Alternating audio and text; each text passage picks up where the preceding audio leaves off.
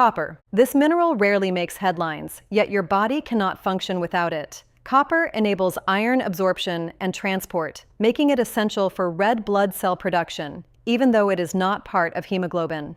Without copper, iron accumulates in tissues but cannot be used. You become anemic despite adequate iron intake. Doctors may miss this entirely. Copper is also necessary for energy production, connective tissue formation, brain and nervous system function, and maintaining pigmentation in skin and hair. The antioxidant enzyme superoxide dismutase requires copper to neutralize damaging free radicals. Your body contains only about 100 milligrams of copper total, concentrated in the liver, brain, heart, and kidneys. This small amount must stay within a narrow range because both deficiency and excess cause problems. Copper deficiency is uncommon but occurs in people with digestive diseases, those taking high-dose zinc supplements which compete with copper for absorption, and infants fed only cow's milk. Symptoms include anemia unresponsive to iron, low white blood cell counts, osteoporosis, neurological problems, and graying hair. Copper toxicity is equally dangerous. A genetic condition called Wilson's disease causes copper to accumulate in the body, damaging the liver and brain. It affects about 1 in 30,000 people and requires lifelong management. Food sources include organ meats, shellfish, nuts, seeds, whole grains, and dark chocolate. Copper pipes can add significant copper to drinking water, especially water that sits in pipes overnight. The relationships between copper, zinc, and iron are complex. High zinc blocks copper absorption. Low copper impairs iron use. Supplementing one without considering the others creates imbalances that may take time to recognize. Fluoride. This mineral stands apart from the others. Its primary role is not keeping your body running, but protecting your teeth. Fluoride strengthens tooth enamel, the hard outer layer shielding teeth from decay. It incorporates into enamel structure and makes it more resistant to acid attacks from mouth bacteria. Remarkably, fluoride can even reverse early decay by helping minerals redeposit into damaged enamel. The addition of fluoride to public water supplies, beginning in the 1940s, is considered one of the greatest public health achievements of the 20th century. Before fluoridation, tooth decay was nearly universal, a source of constant pain, infection, and tooth loss affecting people of all ages. Water fluoridation dramatically reduced decay rates and improved quality of life for hundreds of millions of people. Today, about 73% of Americans on public water systems receive fluoridated water at 0.7 parts per million. Despite proven benefits, fluoride remains controversial.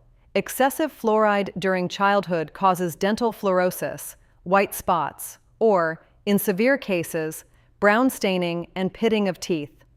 This is primarily cosmetic and results from too much fluoride while permanent teeth develop. More serious concerns about bones, thyroid function, and brain development have been extensively studied. The scientific consensus remains that water fluoridation at recommended levels is safe and effective, though debates continue. Fluoride is found in fluoridated water, tea leaves, which naturally accumulate it from soil, fish with edible bones, and foods processed with fluoridated water. Fluoride toothpaste provides direct benefits and is recommended for everyone except very young children who might swallow it. Phosphorus. This mineral is the second most abundant in your body after calcium, yet it rarely gets mentioned. About 85% of phosphorus sits in bones and teeth, combined with calcium to form hard mineral structure. The remaining 15% does something even more fundamental. It keeps every cell in your body alive. Phosphorus is a component of DNA and RNA, the molecules carrying genetic information and enabling protein production. It forms part of ATP, the universal energy currency that powers every cellular process. Without phosphorus, you could not generate or use energy. You could not grow. You could not heal. You would simply stop. Phosphorus also regulates acid-base balance and activates enzymes throughout the body. The relationship between calcium and phosphorus is tightly regulated. These minerals exist in a careful ratio, and disrupting it affects bone health. Extremely high phosphorus with low calcium may pull calcium from bones. However, phosphorus deficiency is rare because this mineral is everywhere in the food supply. Meat, dairy, eggs, nuts, seeds, legumes, whole grains all provide significant amounts. Processed foods often contain phosphorus additives that absorb more readily than natural phosphorus. People eating heavily processed diets may actually consume too much. Those with kidney disease face real danger from phosphorus. Failing kidneys cannot excrete excess, allowing buildup that causes bone disease and cardiovascular damage. Dialysis patients often need phosphorus binders with every meal. Selenium. This trace mineral is needed in tiny amounts but plays an outsized role in defense and regulation. Selenium is essential for selenoproteins, a family of enzymes involved in antioxidant protection, thyroid hormone metabolism, DNA synthesis, and immune function. Glutathione peroxidase, perhaps the most important selenoprotein, neutralizes damaging peroxides before they harm your cells. The thyroid gland contains more selenium per gram than any other organ. Selenium-dependent enzymes convert thyroid hormones to active forms and protect the gland from oxidative damage during hormone production. Selenium deficiency contributes to thyroid dysfunction, especially combined with iodine deficiency. Immune function depends on selenium. Deficiency impairs immune cell development and increases infection susceptibility. Research in China revealed that selenium deficiency combined with a virus caused Caisson disease, a form of heart failure endemic to regions with selenium-depleted soil. The amount of selenium in food depends almost entirely on soil selenium where the food was grown.